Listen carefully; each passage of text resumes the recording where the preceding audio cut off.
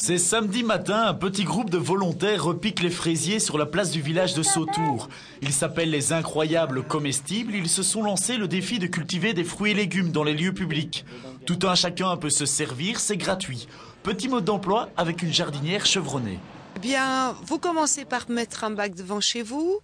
Les gens viennent vous poser des questions et puis un petit peu à la fois, l'idée se scinde et la gratuité, tout ça se réapprend. Le but, c'est évidemment que chaque commune puisse devenir autosuffisante en alimentation, renouer des contacts entre eux, le partage, la gratuité, le dialogue, des contacts avec les producteurs locaux, enfin tout cet ensemble-là.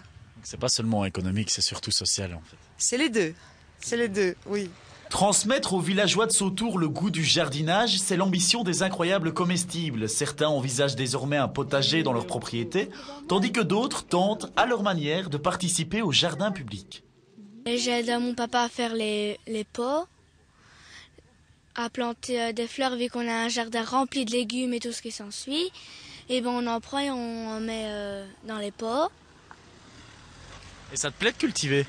Ah oui, ça j'adore. Et même dans un village, il y a encore des personnes qui ne savent pas ce que c'est qu'un légume, qui ne savent pas le cuisiner parce qu'ils sont habitués à acheter des aliments tout prêts et c'est très très important de revenir à une alimentation normale. En 2008, Todmorden, une petite ville d'Angleterre touchée par la crise, lance l'idée des Incredible Edibles, incroyables comestibles. Succès garanti, Todmorden s'autosuffit aujourd'hui à 85%. Pourquoi pas à Sautour? Ce qui étonne souvent, c'est la gratuité. Il y a les incrédules qui ont difficile à croire que c'est gratuit, qui pensent toujours qu'il y a quelque chose derrière alors qu'il n'y a rien. Et puis il y a ceux qui sont très contents, il y a ceux qui viennent peut-être quand on ne les voit pas aussi, qui sont un peu gênés.